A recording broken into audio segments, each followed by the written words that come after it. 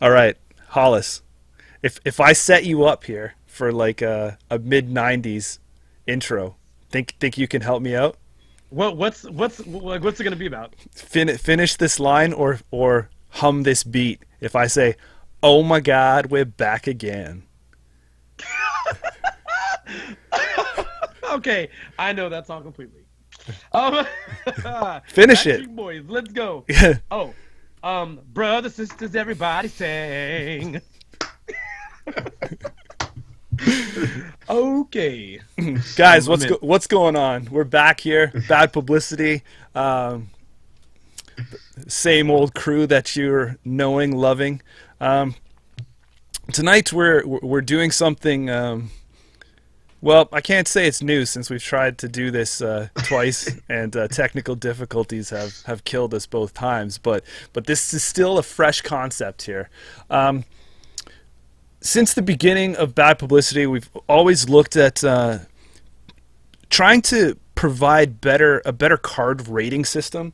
I want to say, and I was never happy with putting a number grade on it or giving a thumbs up, thumbs down, because as soon as that next pack was released or something changed, like a most wanted list or whatnot, all of a sudden that episode became pretty much void, and nobody could go back and listen to it for relevant information. So what we'd like to do is change this up and make a living review system for a living card game. Is your mind blown yet? Is it? Woo! Let's go. So, what we're going to be doing is building a full living tier list. This tier list, the link should be in the description of this video, and that will be the one and only link you need, as the rest of the packs for this cycle, the Red Sands, come out. Cards will fluctuate and change, and we will be updating only Red Sands cards. We're going to be doing tier lists by cycle only. So it's not like everything in the game. You use this link, come to Red Sands. Sweet. Pretty self-explanatory, right, boys? Yeah. Before we dive in, why don't you give a breakdown of what the possible scores would be? Like what we start, what we range our rating system on the cards. So for those people that digest this content visually, let me switch over to our other view here. Yeah, Wayne's World fade in. Cue or star wipe. Cue the star wipe transition. This is what we have going on here, guys. This is our tier system. Like we're working on a seven tiers for 7 agenda points. 3, 4. Is that crazy how that worked out? I just noticed that now. Interesting. Yeah, that was not intentional. Flipped it on the fly. So we're going from great, good, average, or sorry, great, good, above average, average, below average, bad, and terrible. That's right. We put something below bad. Yeah. So. But you know what though? Maybe we never use this. Maybe we have 20 cards that are pretty average. Maybe. We don't know. But the glory of this is that when a card ends up in its slot, it may not stay there. It can change. Our opinions can be swayed. New information can come in. Someone come up with some crazy deck that ends up being amazing and busting a card, and then we're like, oh, just kidding. Let's slide that card up, because in this build, it's amazing. And so what you'll be able to do is go down here, and also remember runner is separate from corp, so there's just different tabs at the bottom of this spreadsheet. All right, guys, are you ready to look at Daedalus Complex? Yeah, again. I could do that. I could be convinced. All right. Let's start off. We're going to drop Pushing the Envelope. This is a 3-cost Anarch card for 2 influence, event run. Make a run. If you have 2 or fewer cards in your grip, each installed icebreaker has +2 strength until the end of the run. All right. Somebody want take first crack at it, Hollis? What are your thoughts on the card? I don't know.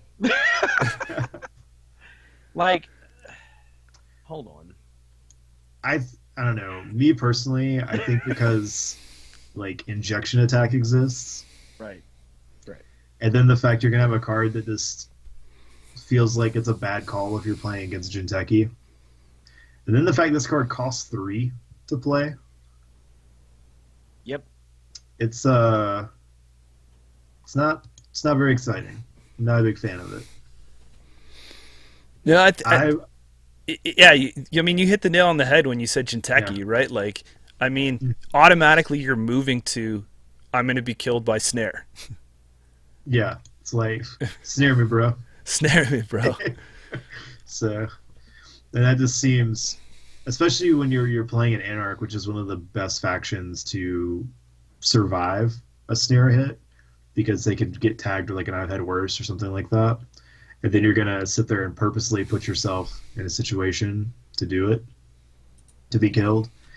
And I know the argument could maybe be like, well, you wouldn't play this against Jinteki, but I've seen a lot of decks that'll splash in like a one of snare or sneak something in like that can punish you, and you're just risking that one bad access and game's over. And is the benefit really that great? I mean,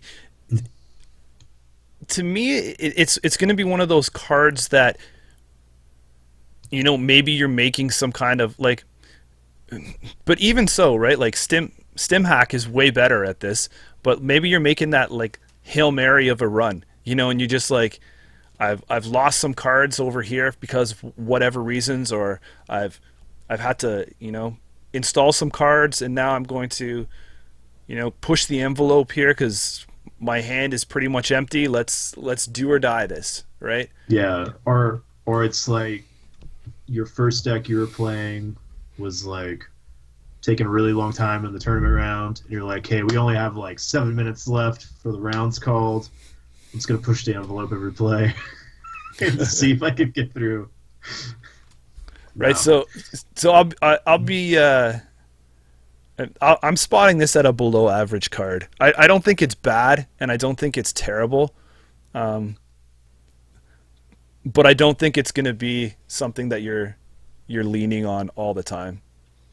Yeah, I mean, and I'll second that. I don't think it's a bad card. I just think that there's better options, and it doesn't make the cut. It's binged. Yeah. I wanted the card to be a little lower, but I think we discussed, for the time being, a lot of this is sort of averaging it out, and then when we get more cards in, we can always go back and say, all right, well, this card moves down, this card moves up, so and things like that. I probably would actually place this in like the area of bad and or possibly terrible, and that's only because as a runner, it's so uncommon to have those few cards in your hand, and then on top of that, it costs 3, right? Like that's just so uncommon.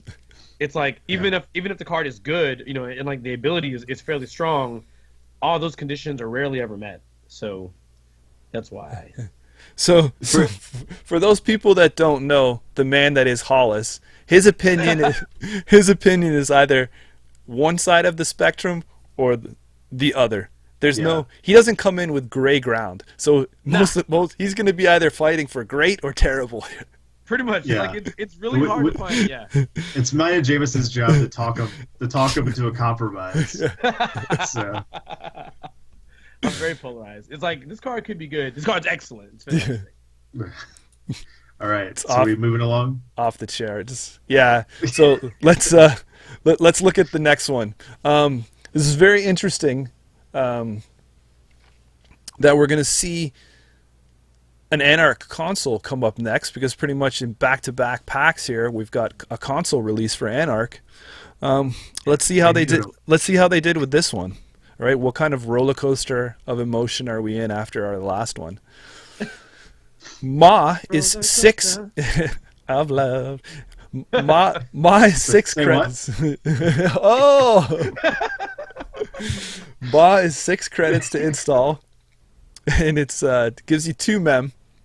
The first time each turn you access a card not in archives, and do not steal or trash it, the corp must trash 1 card from each queue at random. Limit 1 console per player. Dun dun dun. That's 3 influence right there. Yeah, 3 influence. And it's 6 to play. So I'm a fan of the ability. I think the console's interesting, neat. It gives you an alternate way and stuff to play around with some of the like trash from HQ. But I think the problem with this console is it comes in the pack right after Cypher. When you look at Maw, it's like, oh, this seems to be like a nice balanced way to spread out cost and influence and game effect. And then you look at Cypher that just throws that shit out the window. It just does what it wants. It's like the Honey Badger of consoles. and then and then it's just hard to even compare. And so this console, I feel like this gets like pushed down a lot just because that's what has become like the gold standard for NR console. Right. Yeah. I do think, and maybe if they play with some other stuff of this effect, that you will see this console in some nice, like, you know, like theme builds and stuff when they take effect of its ability. It's an interesting ability. It's costed more appropriately. Yeah. To me, that what I really feel about Ma that I like, I'm gonna throw some positives out there. You don't really need anything else to support it, right? Like, you're just putting it out there. It's going to do its thing. If you run on a server, which, you know, hopefully you're going to do in this game, and you access a card that's not in archives, yeah, sure, you know, you can start doing some mill. But right now, if you want to mill,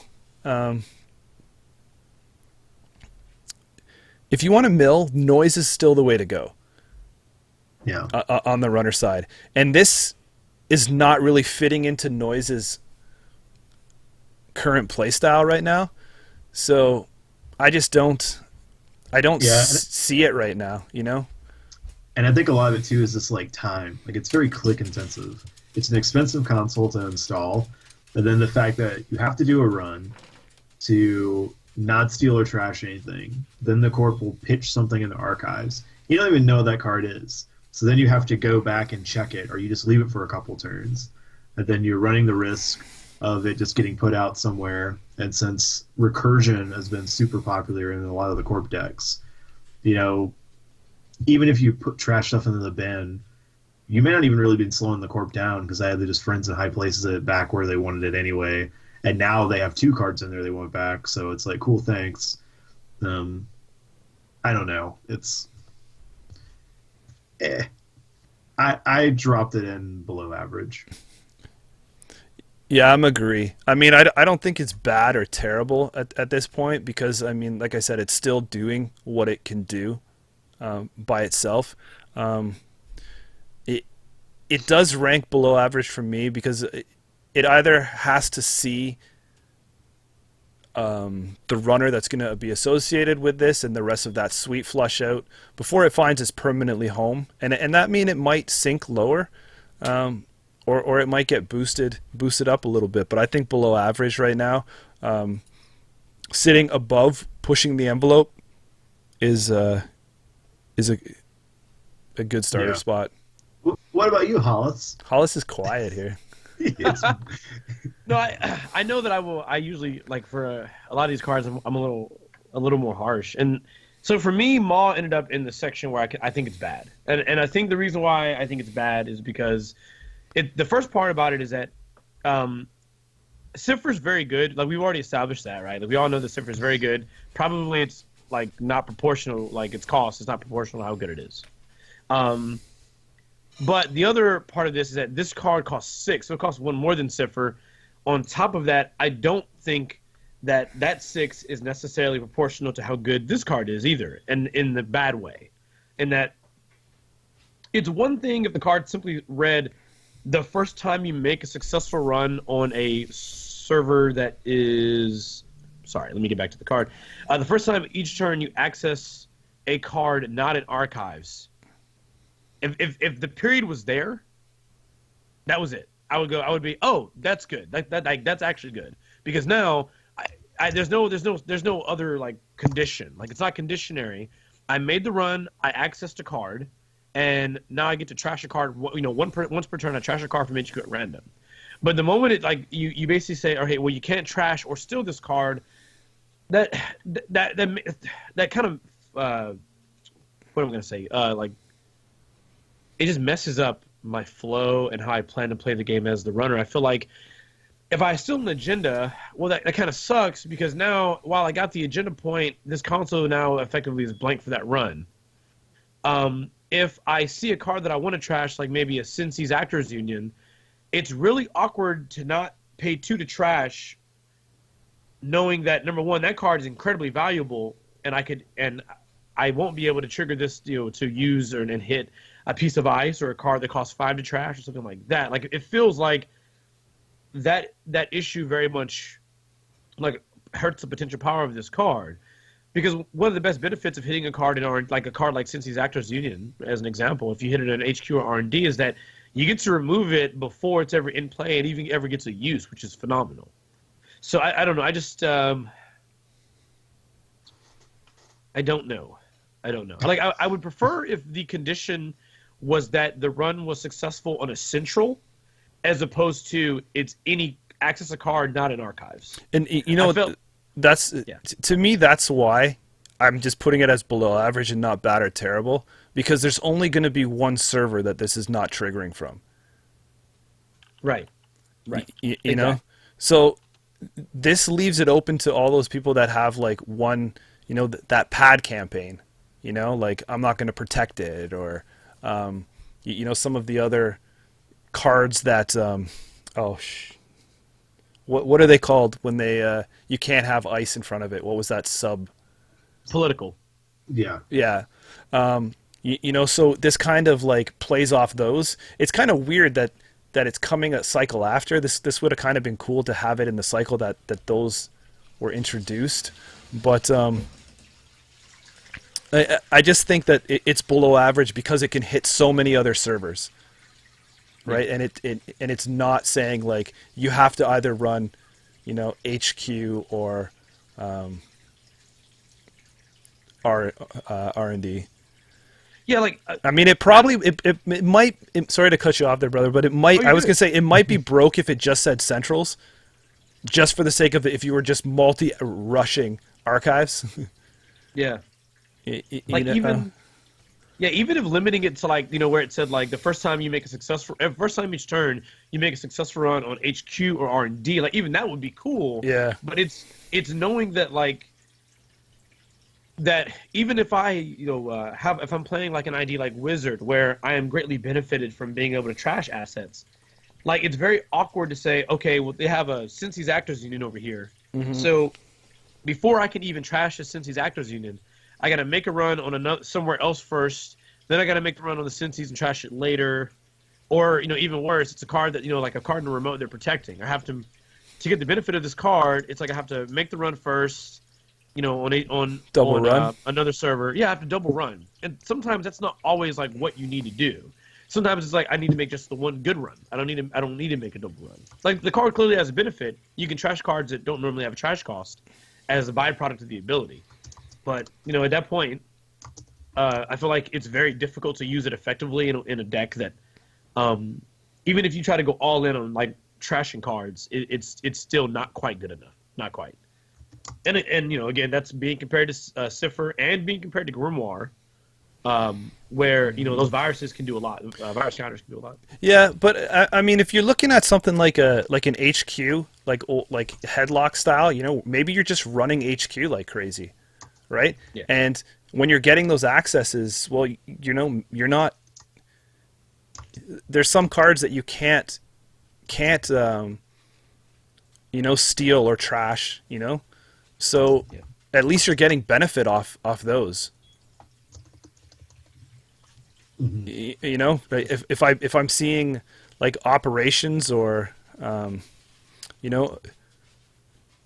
then at least I'm pulling benefits. I just think this is a good support card. Or sorry, it's not good in the terms of the tier, but it's just a support card that's going to do its thing. Like, to me, the cost and influence was just a little heavy, is what it's dropping down here and seeing. So I think our balance drops it in the below average. Yep. Is it worse than pushing the envelope? No. I don't think so. And that's only because +2 MU is useful. Yeah. And that's continuous usefulness, as opposed to pushing the envelopes. Yeah. Maybe ends the game usefulness. Does someone want to do the description of the last banner card in this pack here? Yeah, I'll jump in with the archivist, whatever. Yeah. AKA yes. Dan Clark. Yeah. So resource connection, install 1, influence 4, +1 link. Whenever the corp scores an initiative or security agenda, force the corp to trace 1. If unsuccessful, take 1 bad publicity. This is a cool card. I like it. It's a cheap connection, but it's also a really cheap and easy way for Anarch to get link, which is something that they don't usually have in faction. And there is a surprising number of agendas that will trigger the trace. So he's neat. I like him. I would like to see him get played a lot more and see if he actually ends up ranking out okay. But right now his value 1-for-1 link straight up is good. Regardless. And then if his ability gets to fire off, could be even better. Hollis, what are your thoughts here? Well, yeah, I definitely. He triggers off of some of the most common agendas that we see in Netrunner. Someone even in the Netrunner DB section for this, someone has gone through the effort of kind of listing, competitive agendas that affect this, such as Global Food Initiative, NAPD contract, AstroScript, the Future Perfect, Nisei Mark II, House and Ice, Philotic Entanglement. Those are cards where you may not, even if you don't see the decks that run Philotic Entanglement all the time, most Juteki decks, a lot of Juteki decks are going to run the Future Perfect. They're going to run Nisei Mark II, and they're going to run Philotic Entanglement or some combination thereof of those options. So I feel like it's nice that this card is there, and it's greatly benefited for the most common agendas you're going to see. My issue is that it feels like he fits into a very, very specific sort of deck, right? Like, clearly a deck that wants to utilize bad publicity for cards like Rebirth and things like that, that will take advantage of that bad publicity. The reason why that's a positive thing, because we actually when we did our card rating discussion, Blacklist. I said Rebirth, didn't I? Yeah, I'm like, what? So sorry. When I said blackmail. Blackmail. That's God. Sorry. The reason for bad publicity is for the use of a card like Blackmail. When we reviewed all of the cards, when we try to find the top 10 cards of, the whole last cycle or in general in the game, right? Blackmail was near the top of a lot of our lists, and so that's something to be said about that. Blackmail is a very good card. In that same token, you have a very specific deck archetype this is good for, and outside of that, I don't really know what else you will use it for. Like, you can use it with, I guess, the Nexus stuff. That Nexus stuff, but I don't know if those have ever really been the best choices in the competitive meta. So it's tough to say that's adding to the powering up that archetype is even worth it at this point. If it actually puts it over that pushes it over that ceiling where it's actually very competitive.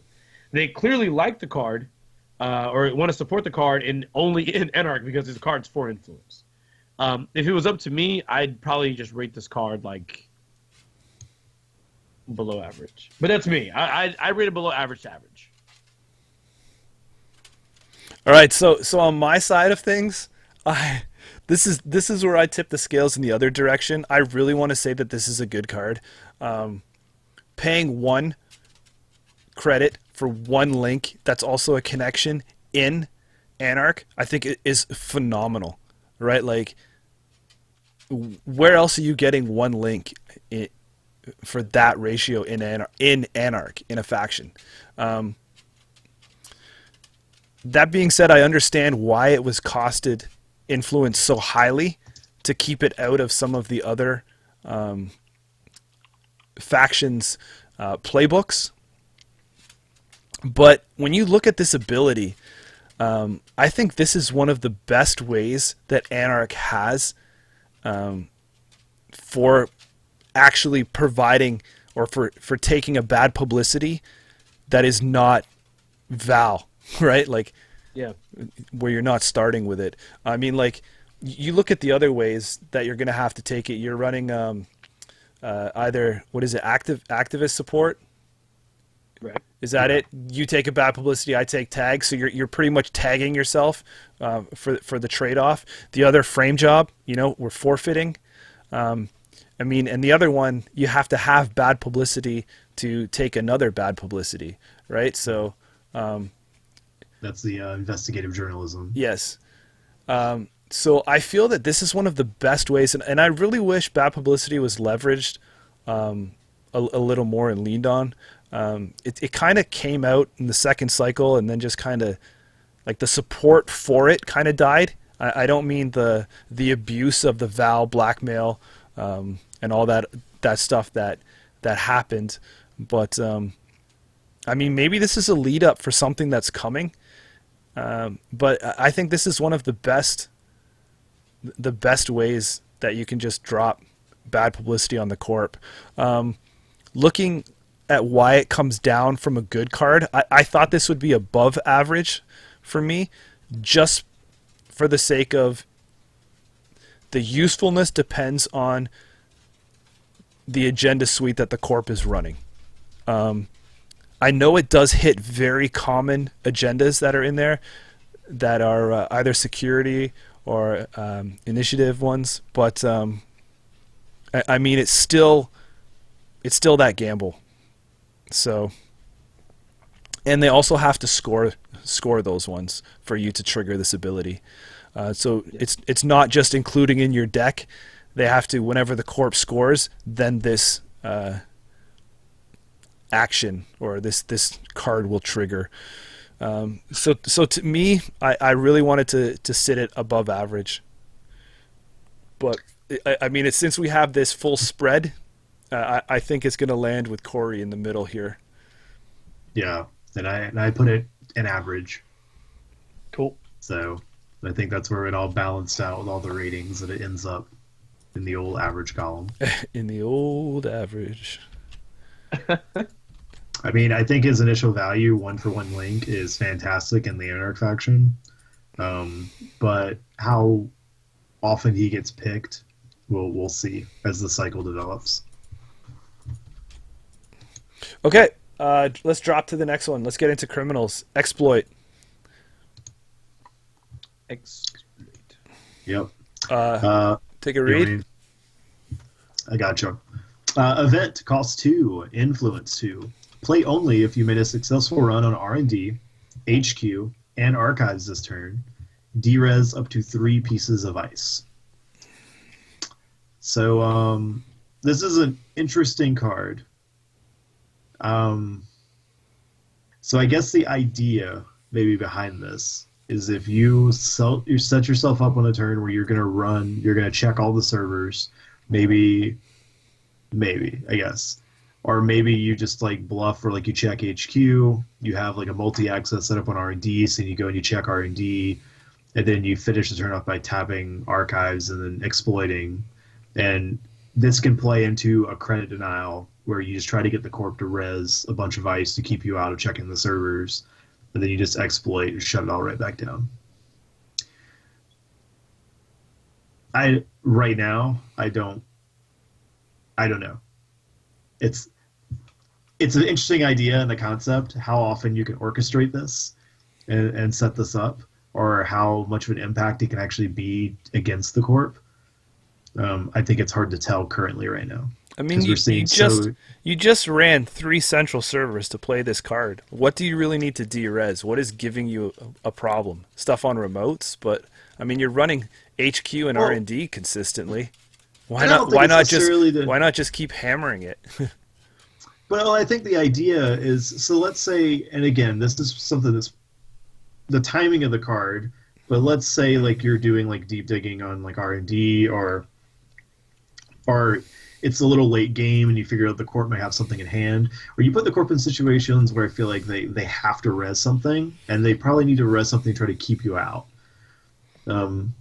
So, I mean, maybe even use Siphon. They go through, they want to res to dump some money and stuff like that, and then you're like, cool, I'll get in. So now that you don't have anything, I'll run. There might be situations you could set up to where it's just credit denial. I think it's just another card that can play into a credit denial strategy. You want to try to put the corp in situations where he needs to res something to try to at least cost you money to come in and check those main 2 centrals, and then you just shut them down to pretty much shut the corp's turn off, and then put them back where all that money they invested in the ice just went to waste. I just feel like this will never, well, I don't say never, but there are better options for these, like, I'm going to run all 3 of your centrals that are out there. I mean, yeah, because this is like the criminal 3 centrals. So I don't see it being moved out of faction. No. I mean, because the other factions have better options, right? Or mostly. Yeah. I mean, Shaper has Encore. They're going to play with Encore. Encore's fantastic. But that's Shaper. So right now, this is what Criminal has. Notoriety. Yeah, okay, they also have notoriety. You got me. Yeah, Shaper is not hurt, but they're also the faction that loves to get extra clicks. They have tons of cards that'll trigger runs, and like Criminal has Doppelganger. Or what's the other one? What's the kin? Is it Early Bird? Is that what I'm thinking of? The one where he just makes a run at the beginning of his turn, you just play it, and then he gets his click back. Yeah. So. I mean, and then you look at it, you know, Apocalypse, and I just feel that that's the mother of all these 3. Like the payoff of running Apocalypse compared to the payoff of running Exploit. I just love APOC though, so. Yeah, but like Apocalypse is like the bomb, right? I feel like Exploit is more like a focus strike. Yeah. You don't necessarily need to nuke the whole board. But you just need to shut down a certain number of trouble pieces of ice. But is there better ways to do that already? Is there better ways to de-res cards than to exploit? I mean, there's more focused ways. There's other things you can trigger. I think Exploit might be a card that's set up for Los, who's going to be coming in the next pack. I think he's another card that can maybe fuel that de-res, so the corp reses again and you make money strategy. Yeah.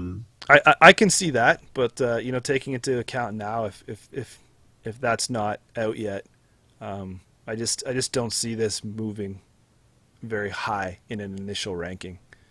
Yeah, I mean, my initial reaction is to drop this kind of in the average column to see what decks take advantage of it and how often you can trigger this and trigger it with an effect that justifies including it in the deck.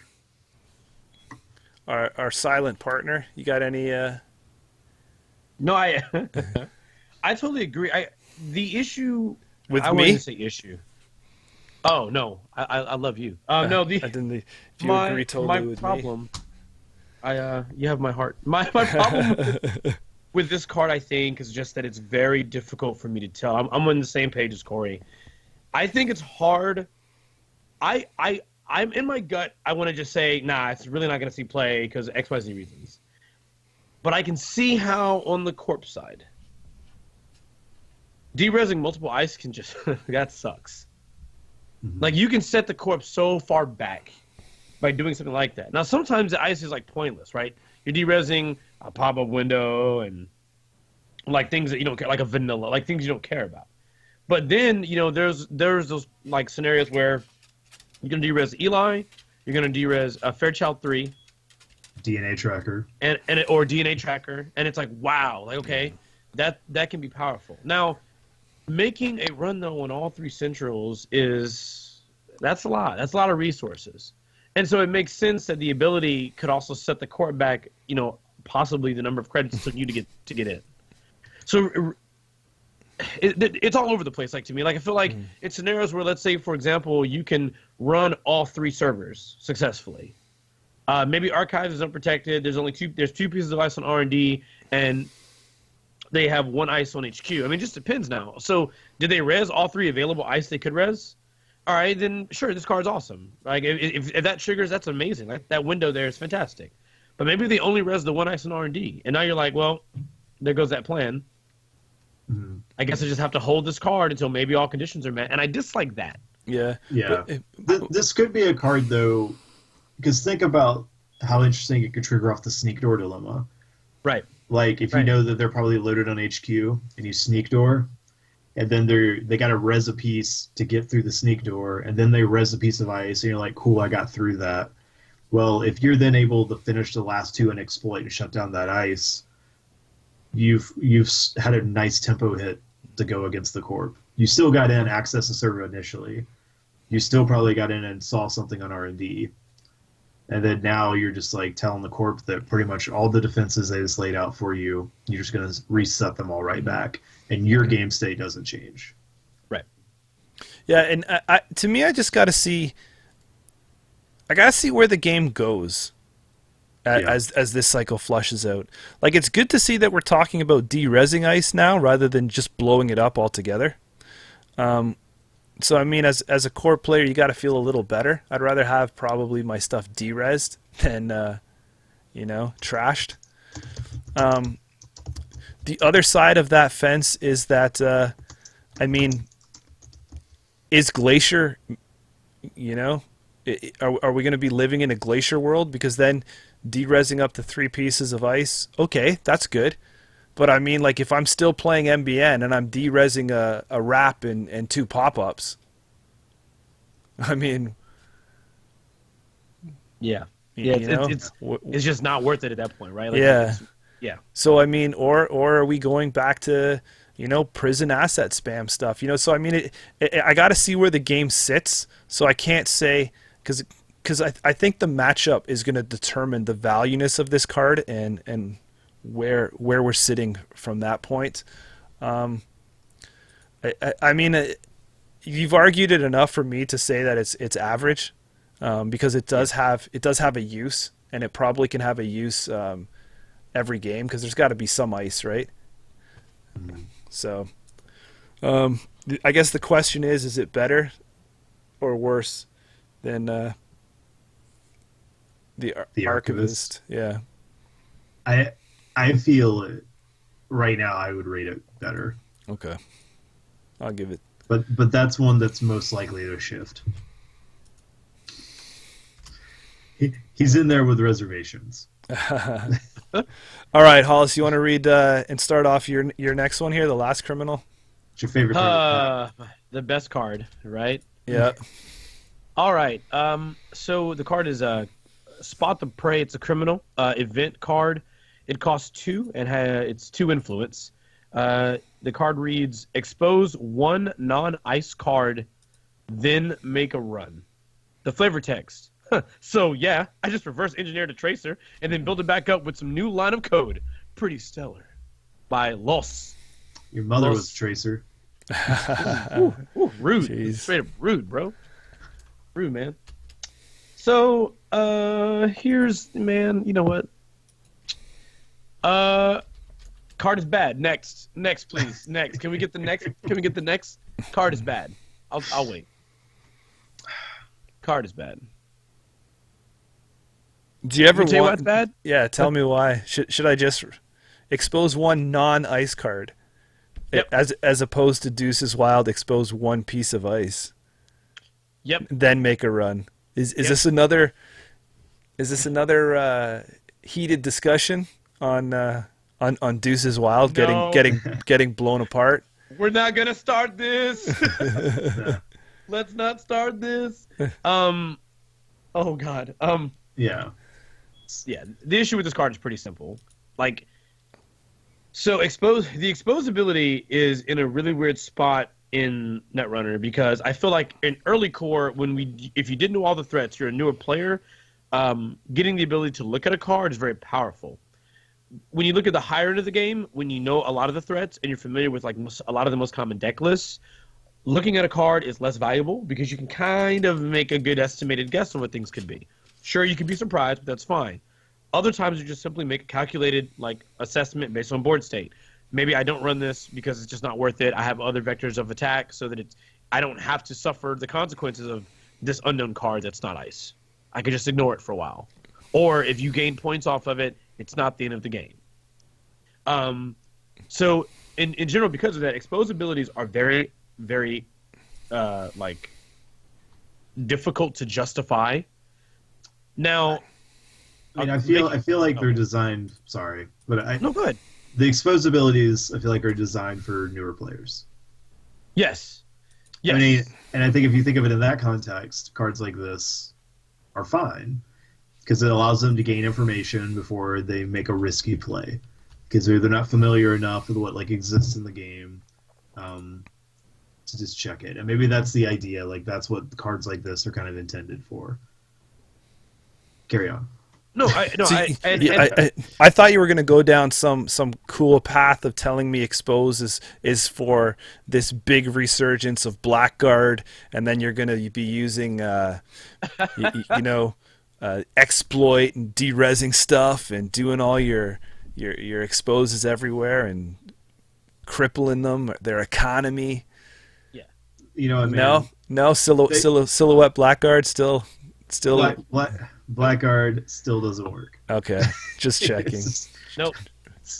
Maybe if Blackguard was, cost of 5 to install like Cipher. No. Basically, the big issue with Spot the Prey is that effectively what it says is expose a card. It can't be ice, so it's not only is it exposed, which is already weak enough. It's a limited expose, which is like what? And then it says make a run, and that is not great by itself. But now it costs 2. And then I'm questioning what I'm doing. Like, I don't... Deuce's Wild costs an influence, but even at costing influence, it's 1 influence, which isn't that hard to swing, I don't think. Not always. And Deuce's Wild allows you to get the effect on this card plus another ability. So Deuce's Wild says, expose an ice, make a run on a different server. Yeah, this is non-ice. Yeah, this is non-ice, which to me is like... I don't know if that. I think that might be worse. I think that actually is worse. Yeah, because I think the idea is like maybe like someone mooshing something and you're like, oh, I'll check it. I don't want to run that. I'll run somewhere else. But then the fact that there's Scyfield exists. There's cards like that can punish you for just checking it, even if you don't even run it. Just looking at it. Ice is usually a little safer because not really anyone's running. It's a trap. Right. So it's just. They put 2 influence on this card. Why? Yeah. Why? Like, for what? Yeah. In every scenario where somebody would take this out of faction, they'll just use Deuce's Wild instead. No, like, this makes no sense. But I'll try and do you one better and say that if you were looking at Spot the Prey, even though you can expose 1 non-ice card and make a run, there's going to be a lot of times when you probably don't have to expose. But now you're paying 2 for the expose of a certain style of card and then making a run. So I would say just, go back and look in your core set for a card called Infiltration. So what? It costs 0, but you can either gain 2 or you can expose 1 of any card you want to. Yep. I mean, that's a little more versatility there, but I think that's what you want. In the expose effect, when you're exposing 1 non-ice card, I mean, what if you don't want to expose a non-ice card? What if you really need to, so to say, expose the ice at the time? I'm like, you're very limiting yourself to what you can check, and I don't like that. Yeah, not a fan of this card. So, yes, I don't think anything else is needed to say about Spot the Prey. I mean, It's terrible. I would rank it terrible. I would actually rank it terrible. I would. But I know I'm different. So. Corey? I would drop it on like very bottom of below average to top of bad. Cool. So I think it's your call where it ends up. Before we talked, I was a little more lenient to put it at the bottom of below average, but I mean, I'll go with top of bad right now. So top of bad, below average, leaning towards. So I'll let Hollis tilt the scales on this one. Nice. Yes, we made You it. got Guys. there. All his hard work is finally It's the paying first off. one. We just try to tell people there's good cards in these packs, and Hollis is there to shoot them down. No. Yeah, so we'll see. Hard bad. We'll see. I mean, I'm not going to say that's one to keep its eye on, but Yeah. it can only go up, right, guys? No. Yeah. No. No. I think that's as high as it's going to go. All right, let's look at Shaper. You want me? You got a Hollis? Or you want me to take it?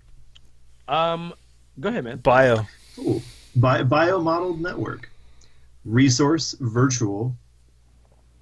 Key. Install 1, influence 2. Trash effect, or trash, prevent all but 1 net damage. I mean, I think Yep. this is good, and I don't think there's any way around it. I don't think it's great yet, but I think this is a good card, especially sitting in Shaper, especially for one. To have protection like that on the board is great. It's only 1 cost. It's a resource, so it's not taking up any like MU in your rig, and it's a trash, so it's an instant you can react. And then the fact that, I mean, if you've been paying attention to any of the spoilers that have been coming out, you see that Red's getting some nasty damage dealing cards. Yeah, I think it's good.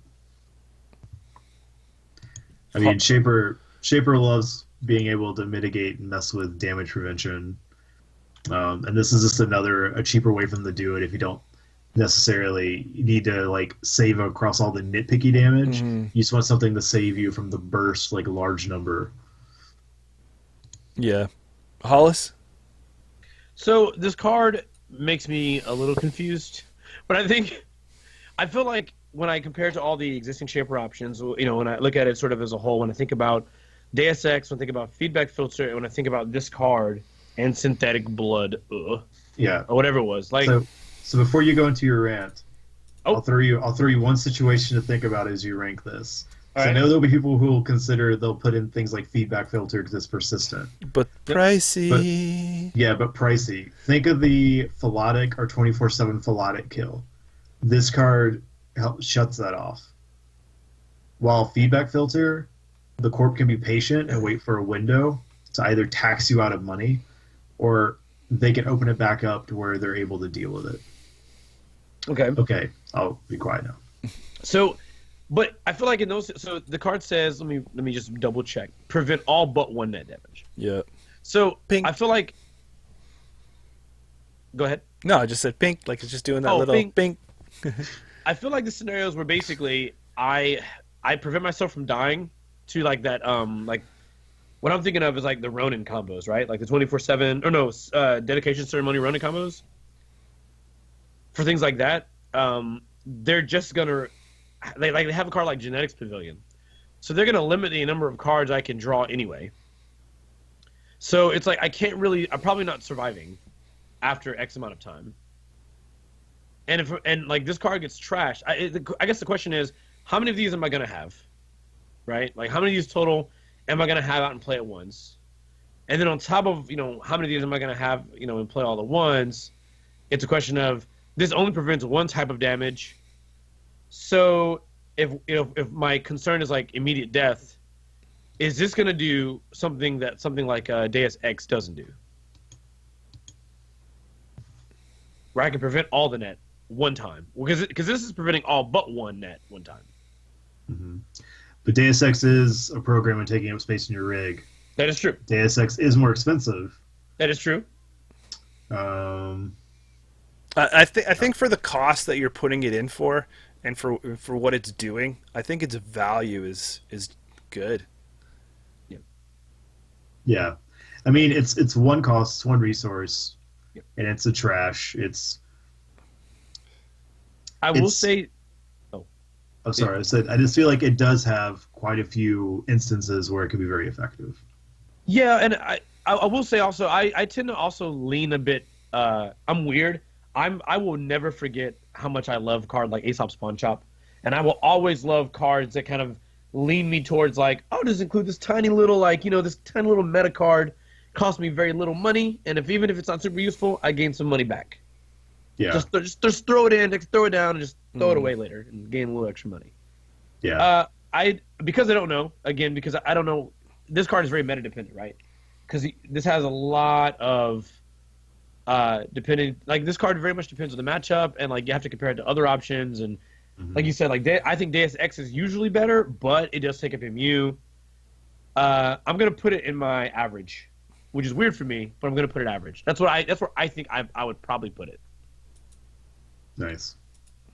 Or around average. Yeah, I would put it itself. I feel like it's a good card. Yeah, I already said my vote. I think this is good. And there we have it. Listen, I got you to make a card go down to bad. I'm good. All right. You're okay having it go to good. Let's see if it lets us down. We gave it the vote of confidence. We bumped him up in the good. Yeah, don't let me down. Don't let me down, Bio. Don't let me down. Yeah. I don't want Hollis rubbing this in my face. I would never. Okay, I'm gonna look at network exchange. The install cost of each piece of ice that is not installed in the innermost position is increased by 1. This is a virtual resource again. This is Shaper. This is 2 influence. This is 2 to play. What are you feeling? This is a good card. Credit stall and Shaper. Okay. The fact that you can stack these. Okay. Okay. All right. Man, Yeah. Seems good. There could be some really interesting decks to play around with this, especially like early game pressure. I like it. I like this card. Hope to see some neat decks come out and take advantage of this. I hope so as well. And I mean, I'm leaning towards sliding this into good as well, because Shaper doesn't have anything like this yet, and I think it's a really good tool that in the past, if this had came out a cycle or so ago, this would have definitely been an MU card. Yeah. Right? Now to see this as a resource, that's where I sit, where I'm saying like, oh, this is a good card in Shaper. And, I'm and able it's to a virtual Resource. So Apex, sing your heart out. Hey, so is the other one, right? So it's like Apex can avoid that net, even though he's trying to damage is something he has such a hard time dealing with. I know, right? But this card here, to be able to apply that extra layer of tax on the corporation, I mean, again, this is going to be dependent on how big Glacier gets going through this cycle. I like to think that we are seeing a little bit of a comeback of it, but I mean, it's something you're gonna want to put in there. It's awesome that it stacks, okay? Yeah. Because that plays a key feature of this card, because you're going to want to see it early, and because you're going to want to see it early, you're not running one copy. You're going to have multiple in your deck, 2, maybe 3. but those cards, when you put them in your deck, they're not dead draws later. So I mean, if you can get a couple of these out early game, that's tempo change right there. Yep. Then you just DDoS, false echo the server right back up to their hand. Oh my god! And then let them know, hey, you can reinstall that ice later if you want to.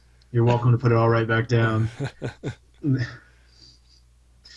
I think this is definitely a card. If you're gonna play, you all in commit, right? Like I don't think you play a 1x. I think if you play this card, like Jameson said, you're gonna go 2 or 3 deep, and obviously you want to see it early because this card is not unique. So I mean, you can, if you want to, you can lose a little bit of momentum, but you can play as many of these out as you can, and just start that super tax on the corp if they're trying to go for this bigger ice server, or the super iced server.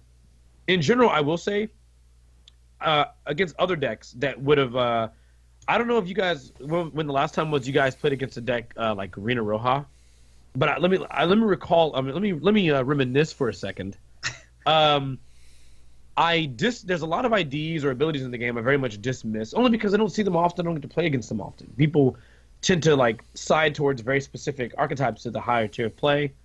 I happened to be playing against an opponent that was running this Arena deck, and they were using some pretty unconventional cards, and it was destroying me.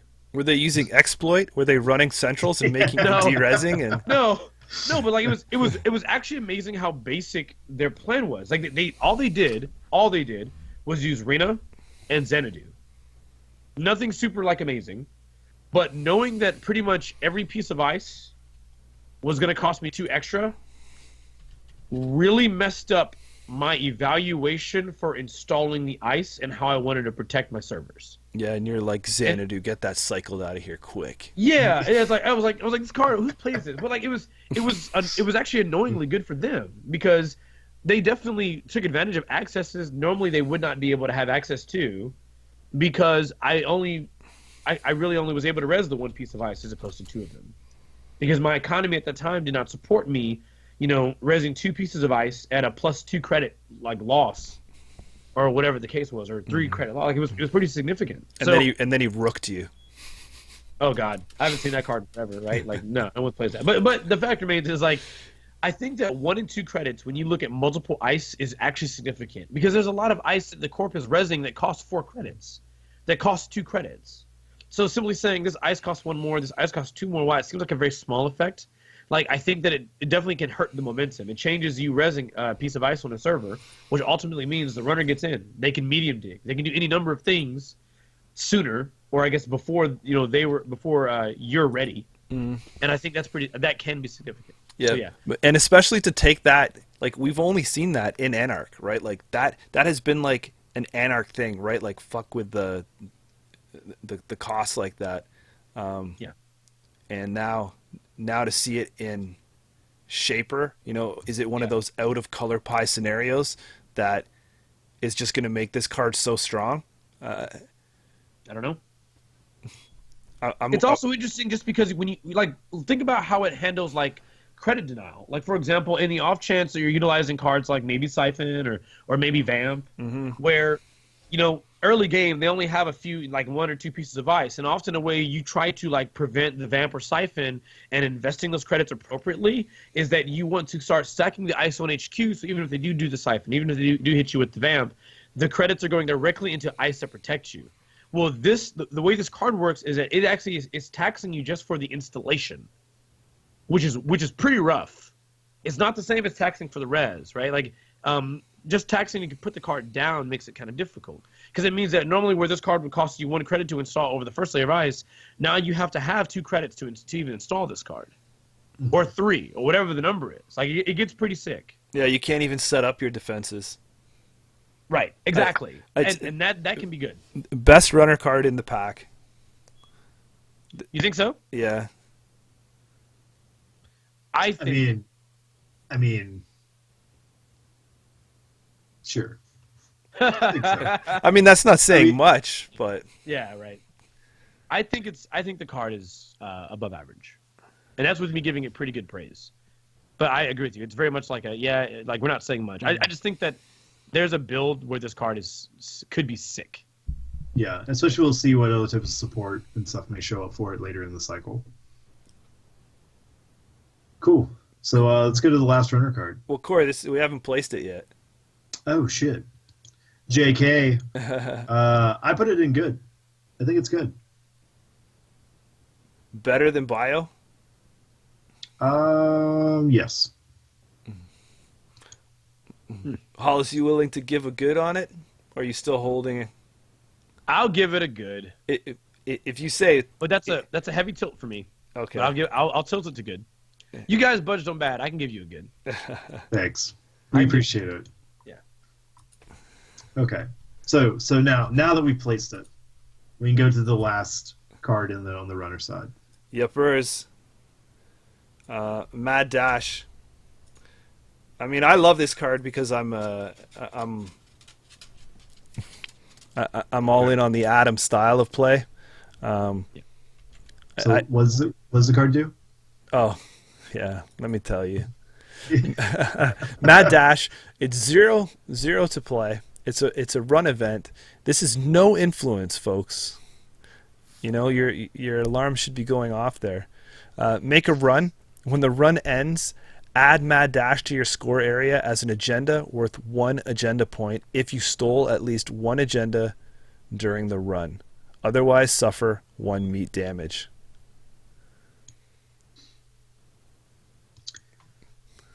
You guys want to... Yep. Corey, you want to say your thoughts on this first?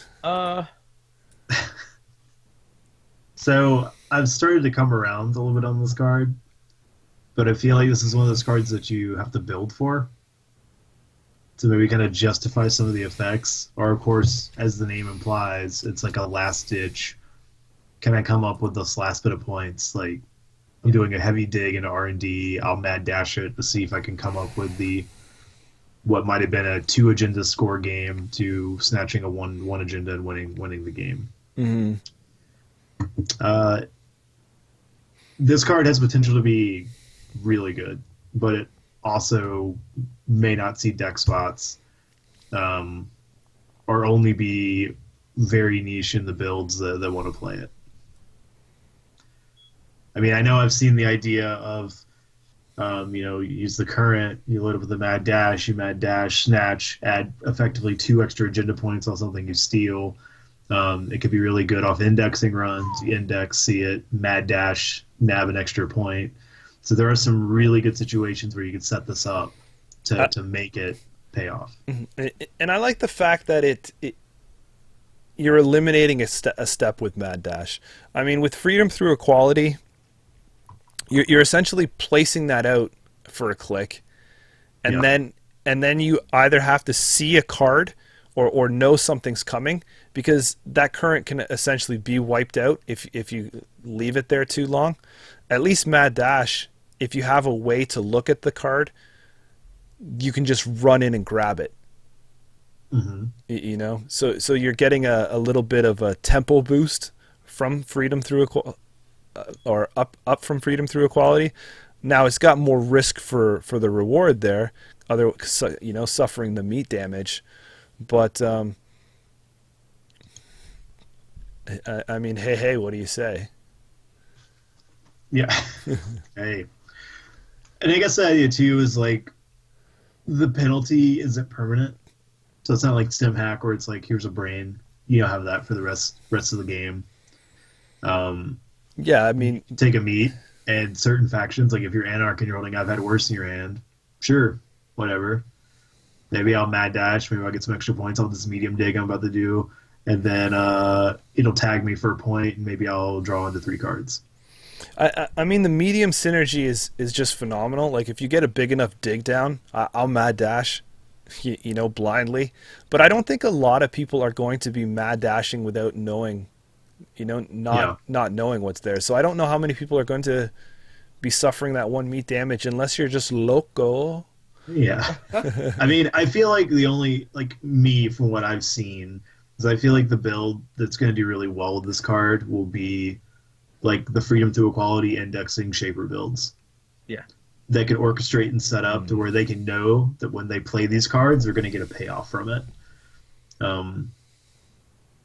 Situations like that. I don't know if this will make a deck slot for the last ditch deep medium dig situation, because it's going to be hard to stack in the situation where you're getting like a super deep medium dig. Yeah. I don't know. But to me, I've also, if you've heard me preach about this style of card, I love to see when the other side takes control of the point structure. That's why I was all in on Freedom Through Equality when that came out. Anything that you can put into your deck, that gives you a point, I think that's just incredible. Yeah. I have been seeing a lot of chat talking about playing around with this in noise builds, which could be pretty interesting. You just do a bunch of mill and then mad dash into archives. See if you can stack some extra points out. I know that I'm not really up, but I'm up on this card. You guys are like middle of the way and slowly under, borderline. So yeah, I think my initial reaction to this is to drop it in average, because I feel like this is another one of those, to me, like a wait and see card. Yeah, like the potential, it's there, but whether it'll get taken advantage of and whether the payoff can happen enough to make the card worth including, I would rank it really high in the average column, but go in the average column. So I'm an above average for this, but I would give you top of the average if Hollis can agree on that, or if he has anything else to add. I would rank it average, actually. I think because I think Freedom Through Equality is generally better, because it's difficult for corps to play. There aren't I don't think there's that many like fantastic corp currents that are currently being included very often. Correct me if I'm wrong. Well, you're now talking about like on the corp side. Yeah. I mean, I think now you're seeing it a lot more often, mostly to clear stuff like employee strike, and okay, they're playing them more for defensive. Like they don't play them out the trigger; they play them to clear. Yeah, and I feel like this. I feel like every time, for the most part, I had played Freedom to Equality, it was the turn I knew I was going to score something. Mm-hmm. And if that's the case, I would have much rather just played Mad Dash. Like basically, if I was only playing Freedom to Equality, for the medium dig or the indexing, right? I would rather just play Mad Dash and do the same thing, and pay 0. Because that's when I was playing it. Then you get in a situation where you can do both of those. Yeah, that's true. That's true. Profit. Yeah. Profit. I think that Mad Dash is just better to have in your toolbox than Freedom. If you had to pick one, I'll Mad Dash. But I'll come down to average. I'll say we can say it's at the top of the average ones, and that completes the runner suite. We can flip to corp. We did it. We made it, team. All right, guys. So let's kind of. There's more corp cards than there are runner cards, so we'll try and pick the pace up a little bit. So this is so we don't turn this into a 2-hour fest. Yeah. Well, hey, this one's gonna be really easy, and I know Hollis is super excited for this card. I'm just gonna give it. I'm just gonna give it to Hollis to talk about it. Go ahead, Hollis. Next wave 2 agenda: 4 advancements worth 2 points. If there's a res piece of next ice, when you score next wave 2, you may do 1 brain damage. By the way, this is in HB. Card is garbage. Like, card is actually bad. It's bad enough already for being a 4-2. Like, we don't have garbage as a tier, so. Oh, sorry. The card's definitely. I feel like the card's terrible. But, so it's already bad enough because it's a 4-2. Not only that it's a 4-2, it's in the faction where there's some actually good 4-2s, like Efficiency Committee and like Advanced Concept Hopper, and then of course the very neutral Corporate Sales Team. So when I compare all the 4-2s, there's also NAPD, isn't it? And NAPD. So when I compare the existing 4-2s to this is like why ever? What? But Hollis, this is a way that you could deal brain damage off an agenda. Nope, don't care. So bad. You have brain chips. You have brain chips that are 3-1s, which are even worse than 4-2s, I think. However, they're at least they can be scored almost directly from hand using fast advance. So if what you care about is doing brain damage, you simply biotic into an auto brain, and that just sounds better all the time. Like biotic labor, score 3-1, you max lands has increased by 1, and then we repeat, and then we repeat again. And I don't really get it. Yeah, I don't know. Yeah. Hey, I'm gonna help you live your dream, and I'm with you 100% that this card is terrible. Sure. Yeah. I just feel like even if you try to build a deck to take advantage of the effect of this card, there are way better options you should be playing with. Yep. Than to try to trigger this ability. Yeah. Pretty bad. I mean, hey, what if? I hope. I mean, I didn't want. My initial thoughts was bad, but you know, it pains me to really say that it's terrible. But you know, I'll give it to you guys, and we'll slot it as terrible because I really want something like this to work. Like I really want there to be like this next synergy. You know, especially since you know we're losing some in a cycle or in the rotation, aren't we?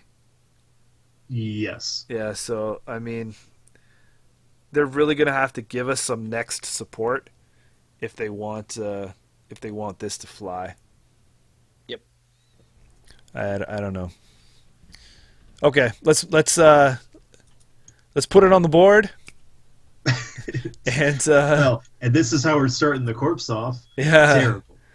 Yeah, and let's go to let's move into Zed. All right. I'll take this one. Cool. Zed 2.0. Zed. Ice, Sentry, Bioroid, AP, Destroyer, Red 6, Strength 4, Influence 3. The runner can spend 2 clicks to break up the 2 subroutines on Zed 2.0. Trash 1 hardware, trash 1 hardware. If the runner has spent at least 1 click to break a subroutine during this run due to brain damage. This is like the this is like the Canadian HB Ice, right? Zed. Yeah. It would be the Zed's Z. dead, baby. Is it the Z? Zed's dead. Do you guys call it Z? Z 2.0 down there? We don't see them, so we don't even know. Matter of fact, most people probably don't even remember that Zed 1.0 even exists in this game. Jeez. Yeah, and I have a feeling a lot of people won't even know Zed 2.0 exists in this game. Well, I mean, look, the one thing I don't like about this card off the bat is as the game flushes out, I look towards the subtypes, and so when something has too many subtypes, I just feel that that's a negative. Like you're really just trying to balance things out by adding subtypes, right? Like when you're a Sentry, when you're a Bioroid, when you're AP and a Destroyer, and I'm just like, oh man, like you feel like something's gonna come along and can counter this thing, no issues, let alone just clicks itself. Yeah, now granted, it's a double click to break 2. Yeah. So maybe the idea, right? The logic is if the runner doesn't have a way to break this, but they have the clicks, they're gonna break 2. They're not going to let the last sub fire. They're going to break a trash hardware, and you're still going to get a hardware trash off of it. Right. I feel like that's probably the best scenario you can hope for. It's very unlikely you're ever going to get a situation. I mean, because the last subroutine doesn't even do anything. And so if they don't have any hardware out and you res this, they're just like, oh, whatever. Or if you res it, you trash hardware. At that point, they can just run back through Zed, and they're like, I don't even care anymore. Unless you're one of those savvy people that's running a tracker.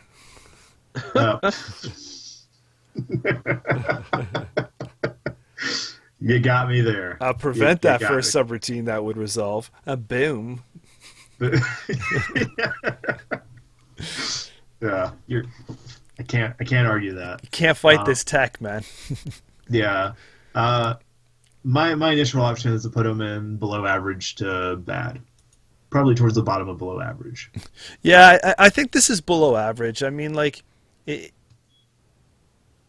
it's nice that you got another Bioroid. It's going to synergize with, Architects. The the two hardware trashes. It's nice to see those there. And it's nice to see brain damage, you know, again on a card. But realistically, I mean, this can be walked through for the price. If you ever, there might be situations where that last sub could be interesting baddie fodder. Yeah. If you ever had to orchestrate a situation where you play with stuff like that, and then the runner spins a click to break something early, and then you're like, oh, Zed, baddie, 2 brain. You just throw your arms up, and you're just like, goal, and then you just get up and walk away from the table. But usually those weird combos like that are not ranked too high. You know? Correct. When you're stretching. Yeah. Right? Because, I mean, essentially, too, if you don't have hardware on the board and this comes up, you're just like, and I'm going to just slip right on through here, you know? Yeah. You're just like, whoa, hey, Zed, just pardon me, I'm just coming on by. Yeah. But, yeah, I don't know. I think it's below average right now.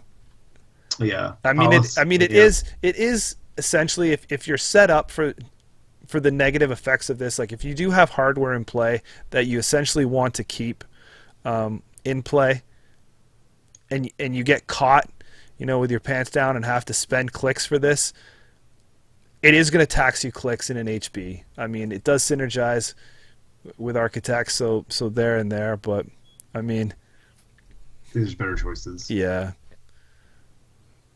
All right. Hey, Hollis, do you want to take this one? It's another one of your favorite cards. Sorry. We need slot Z. Where do we have it? I think it's definitely below average. No question. Yeah. Okay. Yeah. Oh, my God. Is it really? Are we at this card now? Yes. Oh, God. We have a difference of opinion on this card. Defense Construct. It's HB. Upgrade. Res cost is 2. Trash is 0. Let that sink in for a second. Influence is 3. Also let that sink in for a second. It's got to be powerful here. Better be. Defense Construct can be advanced. Trash it. Add 1 face-down card from Archives to HQ for each advancement token on Defense Construct. Use this ability only during a run on Archives. Hello? What? So let me make sure I'm clear. This card can be advanced, and I can only use this ability during a run on Archives. Okay, so I advance a card that already costs 0 to trash. That's fine. It has an instant ability, so maybe that's not that big of a deal. Pay 2 to res But it. then, what? You pay 2 to res it. I paid 2 to res it. So, all right, I'm down 2 credits. Whoops. All right. So then I add 1 face down card. By the way, not a face up known card that could be useful also. Only face down cards from Archives to my hand, to HQ, for each advancement token on Defense Contract. So I basically have to take a card, pay 2 credits to res it, advance it, advance this card to return only face down cards to my hand. And I can only do that if the run is being made on Archives. Yeah, I mean, so you have to put it. You'd have to put it on Archives, right? Yeah, right. If you want to be. Yeah. Did you check all the boxes on that list there? I checked all the boxes, and where this card lands for me is I actually think this card is definitely. I think the card's terrible. I personally think the card's terrible. Pump the brakes, man. I actually think this card is terrible. Man, HB didn't get a lot of love in this pack, did they? No, I got none. Yeah. Like, barely any love. Corey? Yeah, this is not a good card. I don't. It's really hard for me to justify situations where you're just like, yeah, this is what I want to. This is going to make it my deck slot. This is what I want to do. This is what I want to invest resources in. I just don't. I just feel like there's better options if you're trying to play like a recursion game, something that's a little more versatile. I'm not a fan of this card. Right. And the artwork just makes me want to punch it in the face. in that smiley face? Yeah. The card's this big, dumb. Look at it. It's just running around like I don't know what I'm doing. Yo, And you little just wanna- little known fact about this card. This is the big boss at the end of the Emoticon movie. Fantastic. There, nice. One of the comments in chat was, "This card will single-handedly create the garbage category in your list." I know early discussion, but I think I'm gonna lean with Hollis on this being a terrible card. Really? I would have said bad. I don't. I want to say bad, but I don't really have the argument loaded to.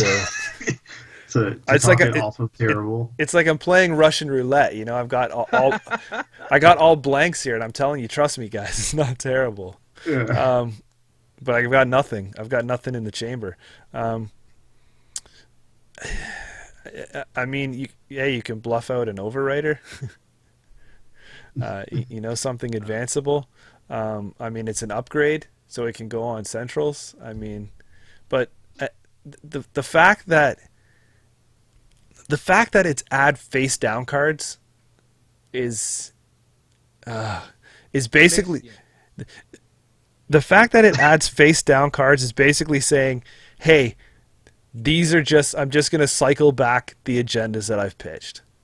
That, you know, and that's it, right? Like, Yeah. But you can only do that cycle back when they make a run on archives. So they could even just like run Hades. this first. Yep. Good trick. And then you're That's just right. like, yeah, then you're just like, well played. Well played. Yeah, but Hades ain't that common, right? Like, it's out there, but Yeah. It's a lot more common than defense construct. I mean, so let's just say that like, what are you investing here? So like, if you want the return on Jackson, it's five credits, six credits if you count the install, Yeah. right? but- Like, because two to res it up, and then you have to advance this 3 times to be able to get 3 cards back. Right, and again, those cards could only be face down cards, while Jackson could mix and put stuff that you'd already played. So if you had like a really good operation you want back on the deck, they hit your snare, you put that snare back in. And you have to keep in mind, the cards go to your hand, which is even if I somehow forgave Yeah, I every know. negative element of this card, even if I could somehow possibly convince myself to do that, the only Why? cards I would ever imagine I'm returning are agendas. Why HQ? Yeah. That's returning. that's what I'm saying. Like, the only cards that you're picking from this are if anyone plays this on me, all you're putting back is your face down. You know, like, Yeah. you ain't fooling no one. No. Yeah, it's just like run archives, legwork. Yeah, you. Yeah. Yeah. Got me. Like, Okay. All right. whew. So, you win. Is it Yes. is it worse than Next Wave 2? Yes. Yeah. Oh, yeah. Because next wave 2 at least scores you agenda points. and that's its only saving grace. All right, you got it. There we go. All right, next one. Who wants to read that? Synth DNA modification. I'll take it. Yep, of course you will. Asset res 2, trash 2, influence 1. The first time a subroutine on a piece of AP ice is broken each turn, do 1 net damage. Yeah, this is a cool card. Yeah. I think I've had some ideas when I first saw this. That yes, of course, there's the obvious synergies of this being a way to have a lot of Jinteki, some nasty Jinteki ice, fire, or at least deal with damage in some way. This card is 1 influence. I've also theory crafted in some of our selected group about how this could be an interesting card for even decks like Architects. Because there are a lot of Bioroids that are AP subbed, and you can just add other little taxes. There's some things you can play around with. This is a nice experimental play around card. I like it. I'm not saying it's oh my god amazing. I would drop it in the average category for me personally. Yeah, Yeah. without dwelling too much on it, I like the fact that it's very exportable into Yeah. other factions, to sharpen some some teeth on some decks that normally wouldn't have it there. I mean, if you're playing AP in those decks, then yeah, you'll have obviously something, but I mean, it also has to line up, right? Yeah. And you have to be able to protect it. That's the other thing too. Is obviously, they're making it around the server, you'll res it, and then they'll do whatever action they go. But it's not very expensive for them to later go back another and then take the DNA modification off the table. But it's nice that it doesn't say in this server. Correct. Yep. I mean, And so so at least it's playing with that flexibility as well, right? So yeah, and it's also because that would the just be wording on foolish since that. it's an asset. So Yeah, will it fire for every piece of ice that meets AP, or just the first AP ice subroutine? I think it's the first time a subroutine on a piece of AP ice is broken. So if you go to the next, if you're stacking AP ices, then the next Yeah. one, the next one, the next one. Yeah. So So that's pretty good. I mean, that's good value. I mean, it's only 2 credits. yeah, and I mean, definitely if you want to give one last kick at the can to RP, Yeah. It's good. I mean, sorry, it's not in the good rating, but No. it falls in the average category. Hollis, you cool? You got anything to add Yeah, there? I think it's I think it's average. Good. I think the res to trash ratio is fine. I think that if you build around it, there's something functional there. I think it's worth. I rate it average. This is a wait and see for me. Yeah. All right, Corey, you want to pull the next one? I do. Kagugo. You just say it whatever. quick. Say it quick. Maybe Just no one whatever. will know we butchered the It's pronunciation. okay. But Ice Barrier AP Res 4 Strength 1 Influence 3. When the runner passes Kagugo, do 1 net damage in the run subroutine. I immediately throw this card in great. This is my favorite card in the pack, but I am a hardcore Jinteki player. But this card straight up just deletes like Bako, replaces it. It's fantastic. I love it. It presents the runner with a lot of awkward decisions. It has it in the run sub to help keep them out, but then they know that if they break it, they're taking a damage and are losing a card.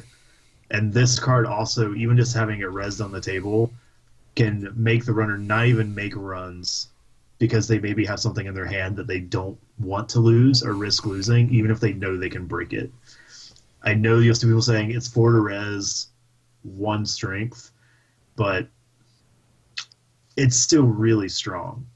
And honestly, with all the other like damaging ice and stuff Jinteki has, it's they can't kill all of it.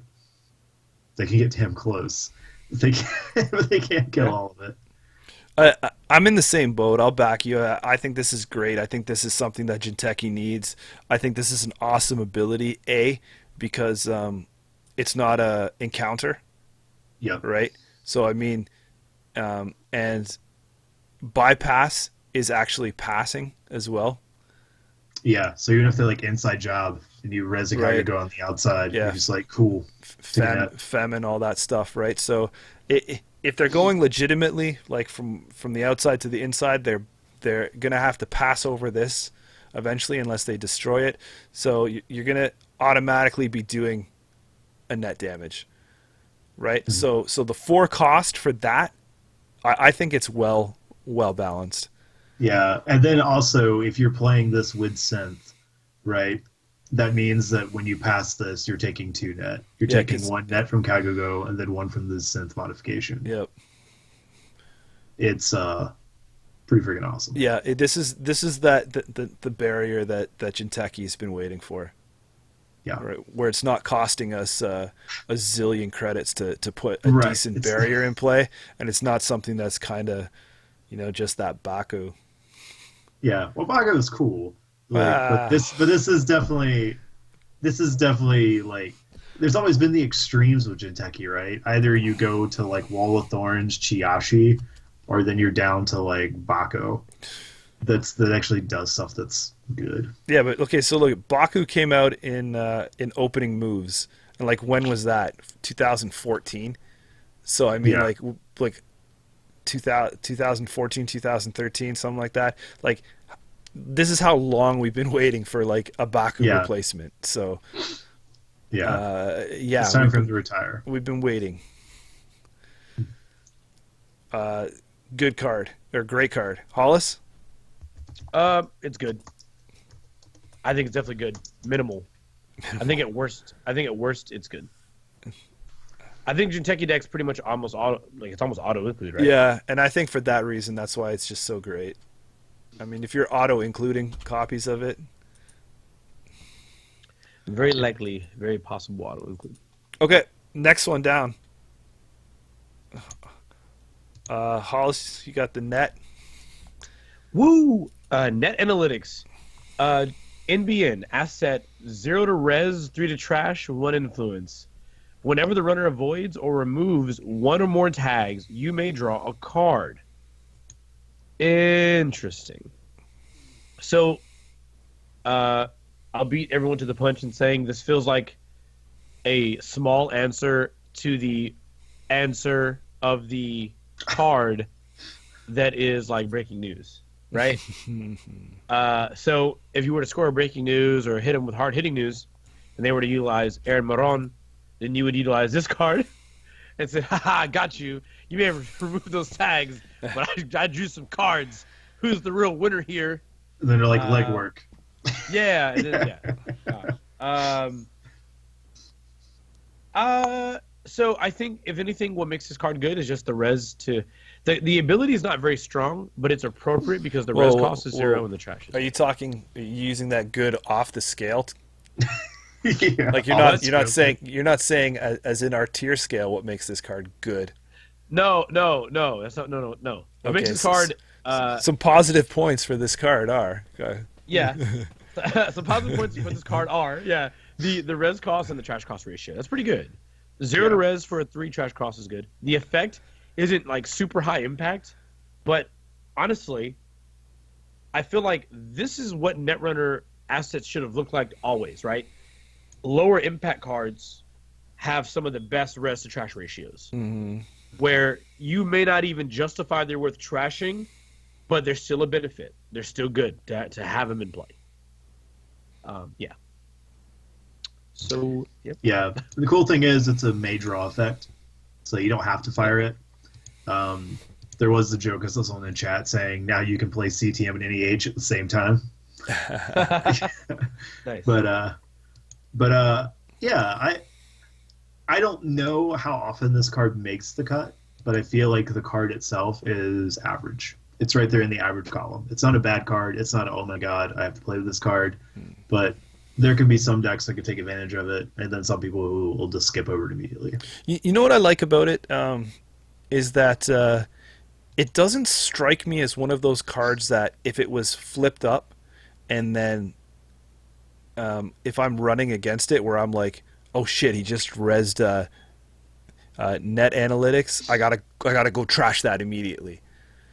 Right. You know, it's one of those things where you just like it's flipped and you're like, okay, it's there. I'm cognizant that it's on the board. Let me go finish my original game plan, and if I have some time or some money left over, I'll clear it off.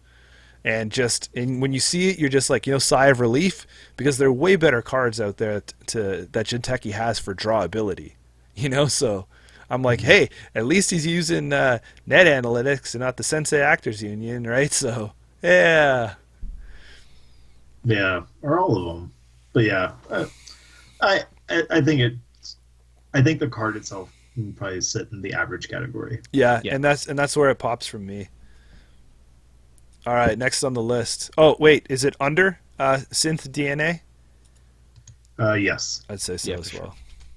All right, next up, someone read that guy while I find Hollis, it. you can take this one. Sync Bree. NBN Ice Sentry Tracer. Res cost is 4, strength is 6, 3 influence. First subroutine, trace 4. If successful, give the runner 1 tag. Second subroutine, trace 2. If successful, the runner accesses 1 fewer cards whenever he or she accesses cards. This card, I don't know if we term the coin, the Hollis rule, but usually when NBN gets a piece of ice, it's probably, your first assumption should be just it's really good. Yep. Yeah. So that being said, I think Sync Bree is a good card. Yeah. I mean, it's 4 to red, strength 6. That's a really good trade-off ratio. Yeah, you're fighting the traces and stuff, but Yeah, it's a tracer. It's a strength 4 followed by a trace 4 followed by a trace 2. damn you, So there's 2 gingerbread. Yeah, there's 2. But hey, if you're playing like improved tracers, you can buff the strength on this. For every one of those, you score value. But it's got 2 solid traces on it. So if you're playing a deck like with the old Erebachi attacks and things like that, where you want to fire a bunch of those off, it's a neat card. I think it's good. I was very supportive of this card initially, and I still think it's a little undervalued, but I definitely don't think it's great within our list. I am not convinced it's good anymore. I think I would probably place it middle area of above average, probably somewhere, like directly above average. And again, I think that's because even if it's not like the top tier best Sentry, it's an ambient piece of ice. And I think that I think this could be one of those circumstances where the ice itself may not be the most like the strongest piece of ice, but in the faction that it's in, yeah, I think that it's incredibly annoying. Like, I mean, it's another 4/6 ice. Yeah. Ratio. So you have like Archangel 4/6, and then Sync Bree 4/6 for the Sentry side. So now you're just waiting on her 4/6 barrier for NBN. So just get ready. It's coming. Yeah. So I think this is good. Oh yeah, and I guess there could be some conversation on we're rating the card on what some people have interpreted to do based on the printing, but rating the card based on the fact that if you fire the second subroutine, you are only accessing 1 fewer card for the remainder of that run. Yeah. not forever. Not the busted whatever. Yeah. Rest of the game. Yeah. So are we putting Sync Bree in good? I would put it. I think it's either good or top of above average. I'll leave the decision up to Hollis then. I think it's good. I would put it now. I think I'm going to stick with saying it's only above average now. Okay. Yeah. Cool. All right, next on the list. Someone read it while I get it queued out. I mean, you should read this one. Okay. Jemison. This is our Wayland identity. 4515. Whenever you forfeit an agenda, place 1 advancement token on a card and 1 additional token for each agenda point the agenda is worth. Okay, so this is for those people that that are coming into this chat live. Not those people that I've caught the beginning. This is the tier list for the cards that are released as we know it.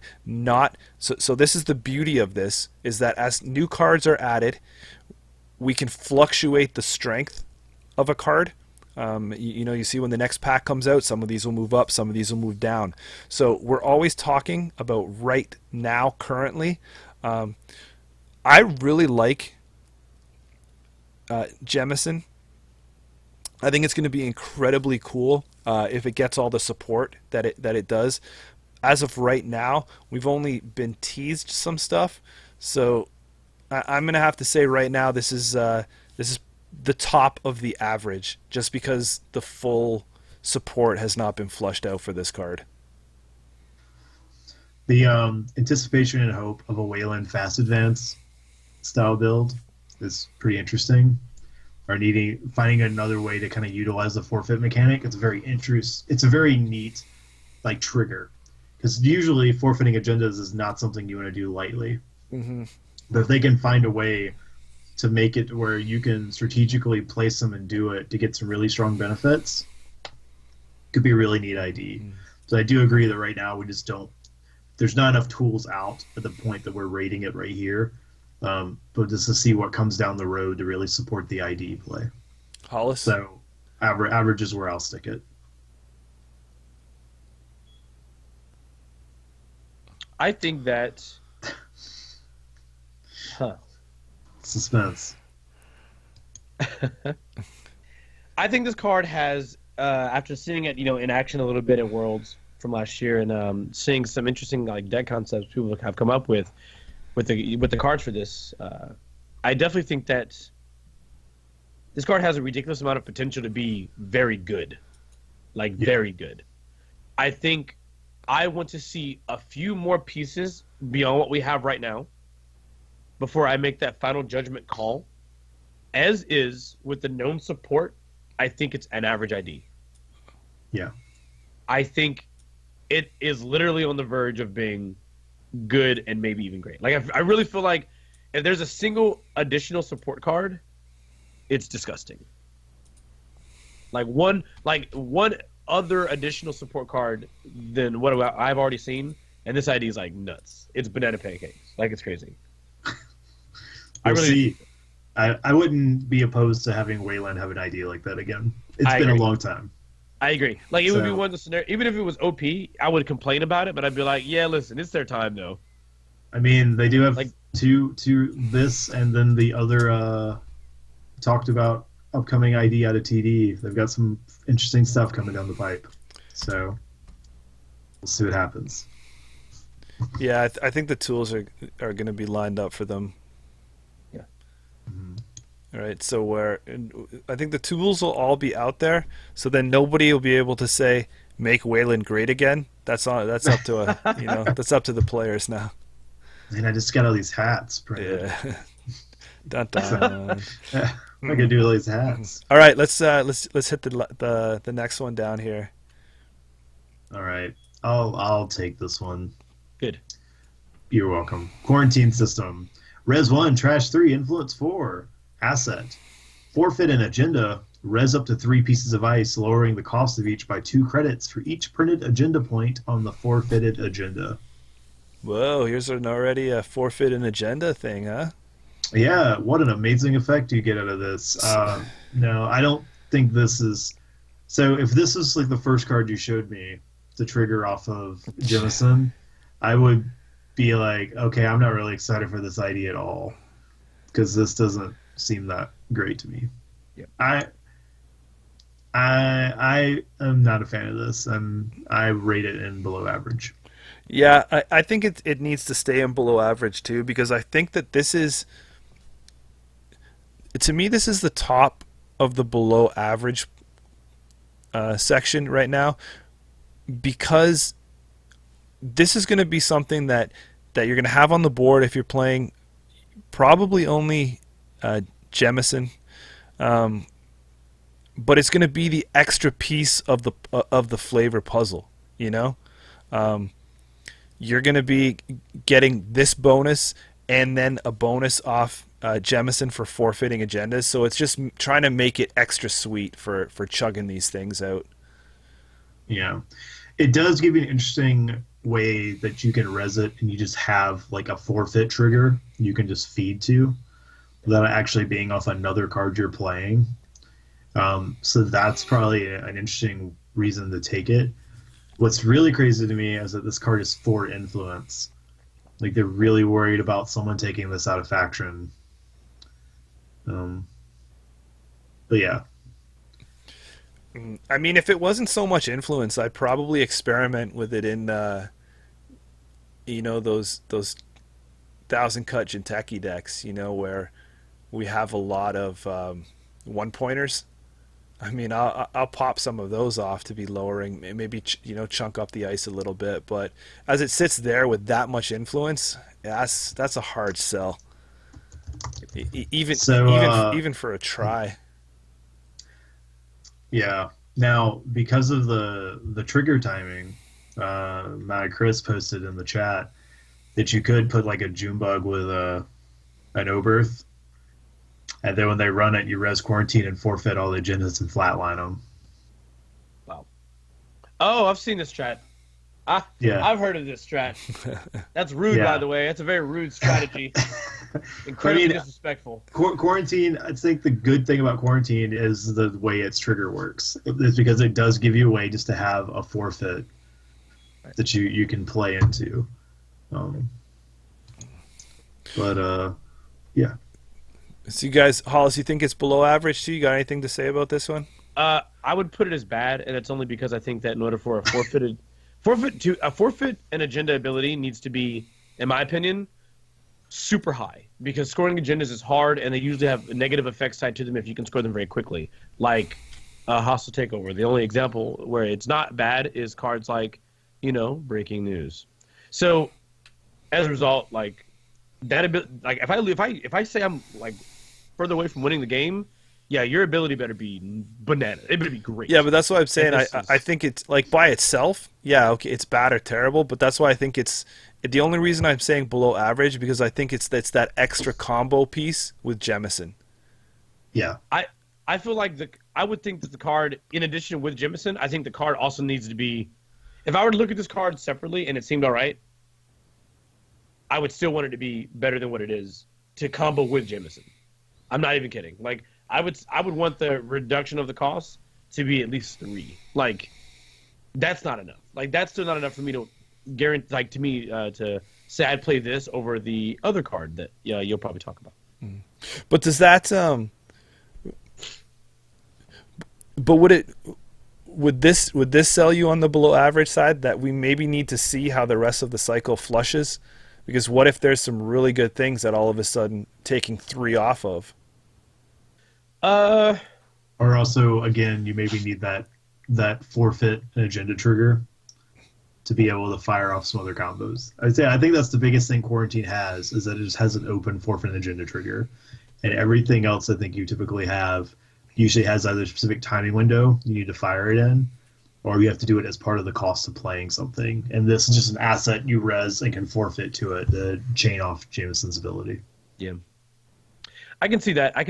Like I the fact that it is an open, like, paid ability window, forfeit and agenda is what lets it combo. But Jesus, it's like not even yeah, whatever. It's like, okay. Below average. Just let's take it. Let's have it. I'll give you one. Thanks. All right. Someone want to dive into the next one? I'll mark this on the board. All right. Oberth Protocol. Upgrade, Res 2, Trash 2, Influence 4. As an additional cost to Res Oberth Protocol, forfeit an agenda.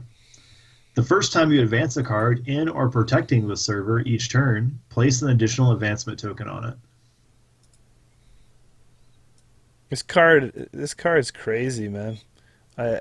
5 influence. Oh, that's 4. Still 4 influence. That's cold, man. So, yeah, they definitely, I think they definitely respect the power that this card could be if it was, pulled out of faction too easily. Again, forfeiting an agenda, so this is some Jemison support. I think this is, right now, this is an above average card. What's really crazy too is the timing on this, right? Because you could like res this at the end of the runner's turn, forfeit, get the additional advance, right? And then when your turn starts, advance it and get the additional advance off of it. Yes. Yeah, a little bit. It's pretty damn good card. Mm-hmm. Some Yeah. neat stuff. Yeah. I'm a fan. I think it's pretty self-explanatory what it does. I mean, this is feeding into the Wayland, fast advanced stuff, and it's good, Yeah. right? It's- Well, I agree. it's above average right now, right? It's above average to good. Yeah, that's why I think it's at the I feel like it's at the cusp of above average, just waiting for that again, like that extra support piece or two, yeah. just to tilt this whole like suite up a level. Cool. Yeah. All right, what's Cool. next on the list? Let's All right. try and let Hollis you take this Yeah, one. I you give can- it. I give it above average. Yeah. Thanks. Take the next card. The next card is Condi Plaza. yeah. It is a unique. It's a unique upgrade. Neutral. It's Ritzy. Res 3, Trash 2, Influence 0. X reoccurring credits. Use these credits to res ice protecting the server. X is the number of remote servers. Whoa. Whoa, it's crazy. Like, who wants to jump in first? You do, man. Tell us. Yeah, Sure. we know where your loyalties lie on this card. Yep. All right. So I think that existing cards that utilize recurring credits to res assets are much better in general. I think with cards like New Angeles Stock Exchange, Patty campaigns, there's a lot of ways to generate economy on the corp side using this stuff. Now, the one thing Condi Plaza has going for it is that it is an upgrade. So you can install it on a central, and they have to like run through ICE, and then they have to get to it, which is nice. But it only gives credits based on the number of remote servers you have. I think it's definitely a card that the moment you res it, the runner is immediately going to try to check that power of it. So it may even be the case you get one good use out of it before it goes away. So that being said, it might be best to use, or what? Oh, sorry, 3 credits. Well, it's 3 to res. Oh, that's also really bad too. Yeah. I think that's what really hurts this card. Yep. No, please go ahead. I totally agree. I don't think it really needs to say anything else other than that. Yeah. Like what you need to get out of this in order for it to justify paying 3 credits to res it, you're putting a lot of stuff into just being able to get some sort of discount on that server you attach it to. I feel like there's a lot of work, and it will also influence a lot of your placement, and it also may make you make suboptimal choices in the placement of your ice and the timing you putting your assets down to try to get a good benefit out of the Condi Plaza. Well, that was really well said. Yep. Oh. Good Thanks. job, Corey. I'm proud of you, bro. Hey, but Yeah. but it should be noted that this counts as a remote server too, right? Or it could count, It could. right? Yeah, but So- then it would just be like its server. yeah. Yeah. So I mean, so you could install it in its own server, and then it really is giving you a starting of 1.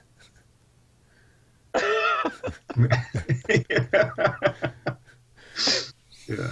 So you're already. I Getting feel like a what we lot can- of the It's a bad card, right? yeah. Yeah. The scenarios where I could ever see myself using this card, I would almost rather use a slot Moment Temple. Moment Temple, or what's And you the just what's pay the the influence for it. Yeah. yeah, and what's the operation? Diversified portfolio, right? That way Yeah. I can just take advantage of all my remote servers and get a universal amount of credits as opposed to only credits to protect that one server. Yeah. Yeah. All right, guys. Signal be jamming. So- We jamming, and I hope you jamming. oh, too. by the way, sorry. We locked that all in bad, Yeah. correct? Yes. Yeah, it's We're bad. not- Yeah. Condi Yeah. Plaza, we felt, was a bad card. Yeah, so signal jamming. And is this it? Is this Yep. the last card? Yep. It is. Oh man. All right. I'll take it. Signal jamming. Upgrade. Res 0. Trash 2. Influence 0. Trash. Cards cannot be installed until the end of the run. Use this ability only during a run on the server. I think that this is a card that we've been waiting for a long time. I don't know if it's going to be too little, too late. Yeah. But I think but that being said, right now I just think it's above average. yeah. So the idea, right? The situation and the scenarios where this card can be used, if you can land it, it's amazing, and it can be either game breaking or game turning or just a huge tempo hit to the runner. If you can orchestrate the scenarios where it's awesome. But how often you can actually do that with this card, or whether you can justify playing this card over other cards in your deck to try to orchestrate that scenario, remains to be seen. I also I feel like the ability of this card is pretty strong. I mean, if you think about what it turns off, like it can shut off the clone chip parasite or the SMC or, any of those like mid-run type effects. But does it get played to actually do that? I think right now it's above average, but it's one of those that has the most potential to shift around on this board. Hollis?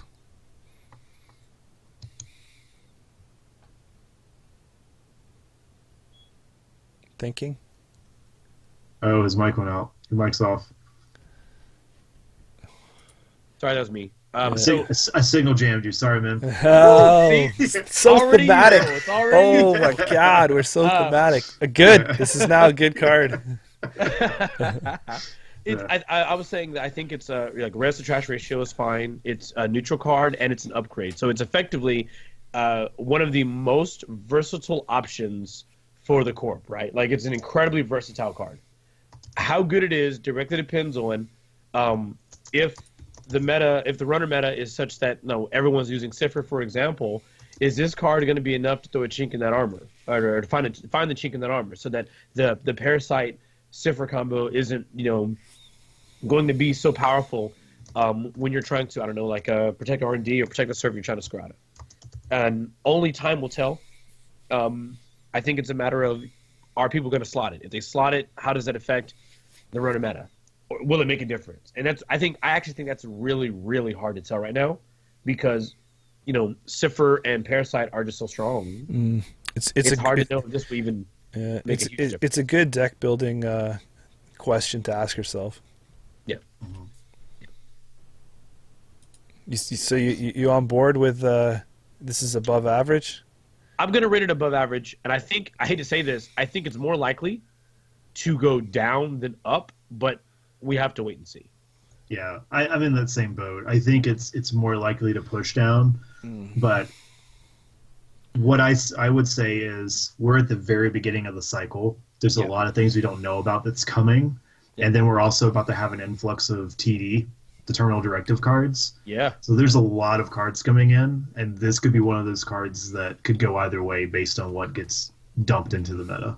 So is it better than Sync Bree? Yes. Yes. No. I don't know. Yeah, I think so, actually. I don't think so. But You don't think so? yeah, I think if you, yeah, I don't think so. Okay. I'll let be up to Jameson on his. He can call where he wants to put it. This is hard. Yeah. And You're not gonna hurt my feelings if you go either way. Promise.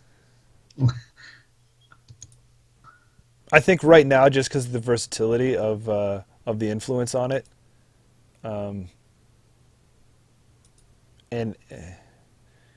the answer to how powerful the what it's trying to stop is, I'm gonna have to say it's a little better than Sync Bree to start. Okay. Cool. Boom! There we have it. That's it. That's the Deadlifts pack. complex. Thanks a lot, guys, for riding this wave with us. We really hope you like the new format of doing something like this. Let us know in the comments below how you feel, or on our various social sites across this interweb. Throw your feedback to us. Let us know. Is this something that you've enjoyed? Is this something that you'd like to see? I mean, at least it's up there. I mean, you know how many people we have asking us these days for the too long don't read. What do they get? TLDR for podcasts. So at least you're gonna have a link to click, right? So hey, now we're making more people happy. So just click this link if you don't even want to listen to us, and you'll be able to just see the ratings. right? Of course, that announcement was at the end of the episode. So Yeah, but it's thanks for also listening to the whole episode. it's also at the start of the first one. So What's something else really cool that they could do? oh, Do you we have could like some other little link? yeah, go ahead. Is there some other like really cool link they Yeah, could click on? under the tier list is our Patreon link. If you guys would like to get on board with this this Patreon right now, what we have in store is we have cards that you can get. You can see the Bad Publicity back there. The Corey's holding up and modeling like a Price is Right model in his window. And our alt art that we're doing is a Security Nexus. So check out our Patreon if you'd like to get a copy of that. Thanks a bunch for listening, guys. Always appreciate everything that's going on.